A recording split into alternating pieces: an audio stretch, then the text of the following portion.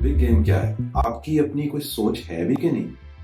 ये जितनी भी आप डिसीजंस लेते हैं कि मैंने क्या लेना है, क्या पहनना है, क्या खाना है, क्या पीना है, किस तरह का फैशन करना है, क्या ये आपकी अपनी चॉइस है? नो, दिस इज कॉल्ड एक पूरी परसेप्शन आपके लिए क्रिएट की जाती है, कंडीशनिंग की जाती है, जिसके बाद मैं आपको एक छोटी सी यूएस इलेक्शन की ना एक छोटी सी मिसाल देता हूँ। क्या हुआ पिछले इलेक्शन में? ये 3 डेटा की कंपनीज है। नंबर 1 iOS, देन Amazon एंड गूगल। ये मिलियंस ऑफ डॉलर्स में डेटा सेल करते हैं, ठीक है? वो डेटा सेल क्या है?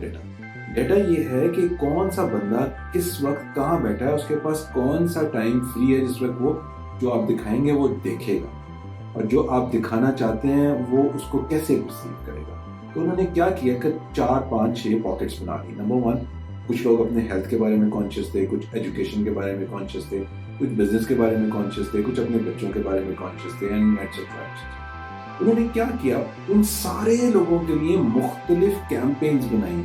जो एजुकेशन वाला था वो हेल्थ वाली नहीं देख रहा था, जो हेल्थ वाला था वो एजुकेशन वाली नहीं देख रहा था, और इसको कहते हैं जियो फेंसिंग। ये जियो फेंसिंग करके उनको वो दिखाया गया जो वो देखना उस वक्त चाह रहे थे, और उससे फिर ये उनको हुआ कि हाँ यार, ये बंदा तो बिल्कुल सही बात कर रहा है, यही होना चाहिए। और आपको जाके उन्होंने वोटिंग शोटिंग उधर चले गई हैं, जीत गए।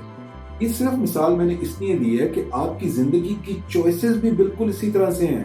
आपको लगता है कि अगर आप कहते हैं कि जो भी चीजें आप कर रहे हैं वो क्या आपकी अपनी चॉइस है? नहीं है कोई चॉइस आपकी अपनी।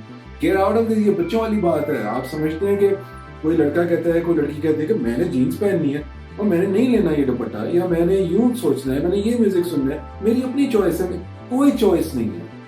मैं आपको फैक्ट से बता रहा हूँ, ये आपकी कंडीशनिंग की है। अगर यकीन नहीं है ना, जाके जस्ट गूगल करें, जिससे आपकी कंडीशनिंग हुई है कि आपने क्या चीज पिक करनी है, क्या चीज रिजेक्ट करनी है, और इस पे सारा कुछ सारा चल रहा है।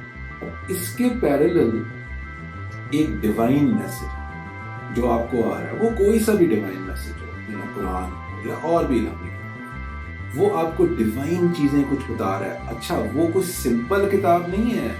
इट इज वो इट टीचेस यू, अगर आप उसको एज एन आर्टिस्ट पढ़ना चाहते हैं, वो आपको उस तरह से मजेदार समझ आएगी। साउंड की बात करना चाहते हैं, हिस्ट्री की बात करना चाहते हैं, आप साइकोलॉजी की बात करना चाहते हैं, आप मोहब्बत की बात करना चाहते हैं, आप वॉरफेयर की बात करना चाहते हैं, आपको उसमें हर चीज के इशारे मिलेंगे। एक ऑब्वियसली एक स्ट्रेट पढ़ना चाहते हैं तो वो स्ट्रेट में भी समझ आएगी, लेकिन that is a divine message.